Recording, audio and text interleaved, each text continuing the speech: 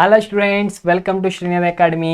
ఈ వీడియోలో మనం 10th class physical science subject నుంచి one of the most important question discuss చేయబోతున్నాం, which is write the characteristics of the images formed by the convex lens.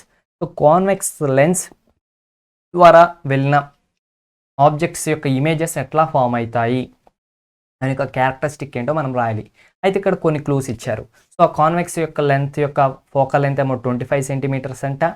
And objects వచ్చేసి ఎక్కడ place చేశారు, ఆబ్జెక్ట్ని తీసుకొచ్చేమో principal access మీద 50 centimetres దగ్గర place చేసినప్పుడు మనకి ఎట్లాంటి ఇమేజ్ ఫామ్ అవుతుంది, అండ్ 75 సెంటీమీటర్స్ దగ్గర ప్లేస్ చేసినప్పుడు ఎట్లాంటి ఇమేజ్ ఫామ్ అవుతుందో మనం చెప్పాలి స్టూడెంట్స్. సో మరిన్ని క్వశ్చన్స్ కోసం సబ్స్క్రైబ్ అనమాట. అండ్ ఈ ఛానల్లో మనకి 6th నుంచి 12th వరకు ఆల్ బోర్డ్ ఎగ్జామ్స్కి సంబంధించిన concepts, important questions, bits and entrance exams, competitive exams like engineering entrance, polytechnic entrance, inter APRJC exams, everything 100% free అనమాట. ఇదంతా మీకు కావాలంటే సబ్స్క్రైబ్ చేసుకుని బెల్ ఐకాన్ ప్రెస్ చేసి. అండ్ సో చూసేద్దాం క్వశ్చన్ని. Write the characteristics of the images formed by the convex lens. So చెప్తున్న విషయం ఏంటంటే ఇక్కడ ఒక కాన్వెక్స్ లెన్స్ ఉందని చెప్పారు. సో కాన్వెక్స్ లెన్స్ అంటే కనుక మనం డయాగ్రామ్ ఇట్లా డ్రా చేస్తాం. ఇది వచ్చేసేమో పోలు, ఇక్కడేమో మనకి ఫోకస్ ఉంటుంది, ఇక్కడేమో మనకి సెంటర్ ఆఫ్ కర్వేచర్ ఉంటుంది. దీని F2 C2 అనుకుంటే ఇక్కడ కూడా ఇంకొక ఫోకస్ ఉంటుంది, F1 అనుకుంటాం, ఇక్కడ ఇంకొక సెంటర్ ఆఫ్ కర్వేచర్ ఉంటుంది, C1 అనుకుంటాం. అండ్ వీళ్ళు ఇచ్చిన ఇన్ఫర్మేషన్ అంటే ఏంటంటే కనుక ఫోకల్ లెంత్ వచ్చేసి 25 సెంటీమీటర్స్ అని చెప్పారు.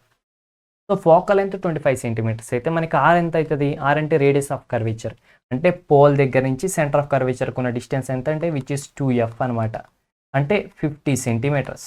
ఏంటిది అంటే ఇక్కడ నుంచి పోల్ దగ్గర నుంచి ఇక్కడికేమో 25, 50 ఇక్కడ నుంచి ఇక్కడికేమో 25 అనమాట. ఓకే స్టూడెంట్స్, ఇది సిచ్యువేషన్. అయితే ఇక్కడ మనకి 2 కేసెస్ ఉన్నాయి, కేస్ 1. సో కేస్ 1లో ఏంటి, object distance that UV is equals to 50 centimetres అంట. ఆబ్జెక్ట్ తీసుకొచ్చి 50 సెంటీమీటర్స్ దగ్గర పెట్టారు, అంటే ఆబ్జెక్ట్ని తీసుకొచ్చి వీళ్ళు సెంటర్ ఆఫ్ కర్వేచర్ దగ్గర పెట్టినట్టు. అంటే మనం ఇలా డయాగ్రామ్ డ్రా చేసుకుంటే, సో ఇది మనం F2 అనుకుంటే అండ్ ఇది వచ్చేసి మనం C2 అనుకుంటే, వీళ్ళు ఇది మనం F1 అండ్ C1 అనుకుంటే, సో ఆబ్జెక్ట్ తీసుకొచ్చి ఎక్కడ పెట్టారు, మనకి ఆబ్జెక్ట్ తీసుకొచ్చి ఇక్కడ పెట్టారు, సెంటర్ ఆఫ్ కర్వేచర్ దగ్గర ఆబ్జెక్ట్ పెట్టారనమాట. ఎట్లా తెలుస్తారంటే ఆబ్జెక్ట్ డిస్టెన్స్ 50 సెంటీమీటర్స్ అన్నారు, and centre of curvature distance కూడా 50 సెంటీమీటర్సే కదా.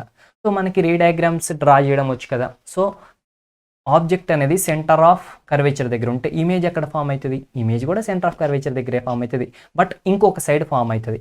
సో ఇమేజ్ వచ్చేసి ఇక్కడ ఫామ్ అవుతుంది. అండ్ ఇమేజ్ ఇన్వర్ట్ అవుతుందా ఎరెక్ట్ అవుతుందా అంటే ఇమేజ్ ఖచ్చితంగా తిరగబడుతుంది. సో అందుకే డౌన్ సైడ్ రైస్. అలాగే ఇమేజ్ సైజ్ ఏమైనా ఇంక్రీజ్ అవుతుందా, ఇంక్రీజ్ అవ్వదు. అండ్ ఇమేజ్ రియలా వర్చువలా, రియల్. సో దీని క్యారెక్టరిస్టిక్స్ ఏంటి, it is a real image, ఖచ్చితంగా రియలే.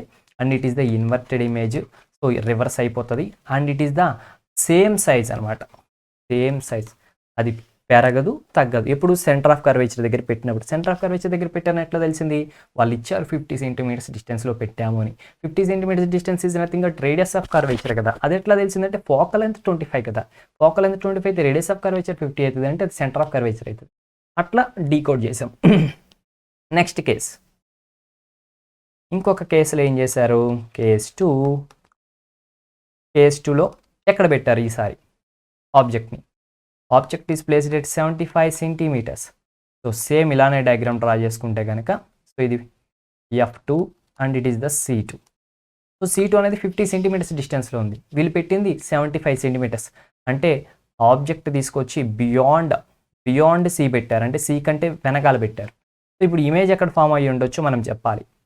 సో దానికంటే ముందు ఇటు సైడ్ ఏమో F1 అండ్ ఇటు సైడ్ ఏమో C1 అనమాట. సో ఇమేజ్ ఎక్కడ ఫామ్ అయ్యి ఉండొచ్చు స్టూడెంట్స్. సో మనకు తెలుసు రూల్స్, రే డయాగ్రామ్స్లో ఏదైనా ఆబ్జెక్ట్ కనుక మనం సెంటర్ ఆఫ్ కర్వేచర్ దగ్గర పెడితే ఆ ఇమేజ్ కూడా సెంటర్ ఆఫ్ కర్వేచర్ దగ్గర పెడతాం, వస్తుంది. ఒకవేళ ఆబ్జెక్ట్ కనుక సెంటర్ ఆఫ్ కర్వేచర్కి ఫోకస్కి మధ్యలో పెడితే ఇమేజ్ వచ్చేసి బియాండ్ Cని దాటి వెళ్ళిపోతుంది.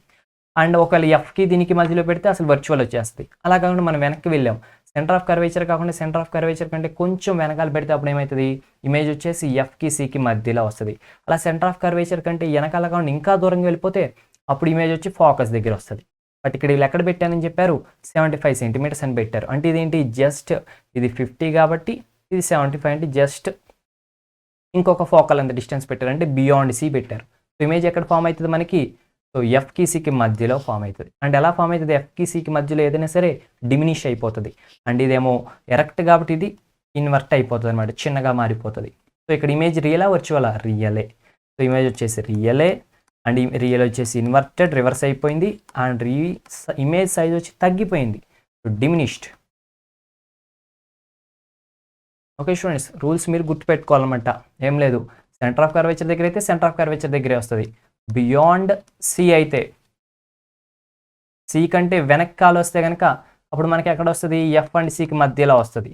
ఒకవేళ మనం పెట్టేది సి అండ్ ఎఫ్కి మధ్యలో పెట్టామనుకోండి, అప్పుడు బియాండ్ సి వస్తుంది, బియాండ్ సి వస్తుంది. ఓకేనా స్టూడెంట్స్, అలా మనం ఇదేమో ఆబ్జెక్ట్, ఇదేమో ఇమేజ్. అలా కాకుండా మనం ఎఫ్కి పీకి మధ్యలో పెట్టామనుకోండి, పి అండ్ ఎఫ్ పెట్టామనుకోండి, అప్పుడు ఇంకా అది ఇన్ఫినిటీలో ఎక్కడో ఫామ్ అవుతుంది, ఇన్ఫినిటీ. అండ్ ఇక్కడ మనకి వర్చువల్ ఇమేజ్ వచ్చేసింది, ఈ రియల్ ఇమేజెస్ రావు ఇంకా ఇక్కడ. అండ్ ఒకవేళ అలా కాకుండా ఫోకస్ దగ్గర పెట్టామనుకోండి, ఇన్ఫినిటీలో వస్తుంది, ఫోకస్ దగ్గర పెడితే. అలా కాకుండా ఇన్ఫినిటీ దగ్గర ఉన్న ఆబ్జెక్ట్ అనుకోండి, అప్పుడు ఎలా వస్తుంది, ఫోకస్ దగ్గర వస్తుంది. ఇదంతా మీరు గుర్తుపెట్టుకోవాల్సిన విషయం. అండ్ ఈజీ కూడా, ఎందుకంటే సెంటర్ ఆఫ్ కర్వేచర్ అయితే సెంటర్ దగ్గరే ఉంటుంది, బియాండ్ సి అంటే F and C, quite opposite చూడండి. ఇక్కడ ఎఫ్ అండ్ సి అయితే బియాండ్ సి, అటు దిట్ అయితే ఇటు దట్ అయితే. ఆబ్జెక్ట్ ఇక్కడ పెడితే ఇమేజ్ అక్కడ వచ్చింది, అదే తీసుకెళ్ళి ఆబ్జెక్ట్ ఎక్కడ పెడితే ఇమేజ్ ఇక్కడ వస్తుంది. ఎఫ్ అండ్ పీకి వస్తేనేమో ఇన్ఫినిటీలో వర్చువల్ వచ్చేస్తుంది, అది ఇన్ఫినిటీలో పెడితే పి అండ్ ఎఫ్కి వచ్చేస్తుంది. ఎఫ్ దగ్గర పెడితే ఇన్ఫినిటీ, ఇన్ఫినిటీ దగ్గర పెడితే F. Simple students. So next question కావాలంటే డిస్క్రిప్షన్లో లింక్ ఉంటుంది, మీరు వెళ్ళి చూసేయచ్చు. ఓకేనా. సో నెక్స్ట్ ఇది డబుల్ కాన్కేవ్ లెన్స్ అనమాట. Thank you friends, thanks for the watching. Don't forget to subscribe the channel, like the video, share the video, comment below if you have any doubts. Keep smiling. Bye bye.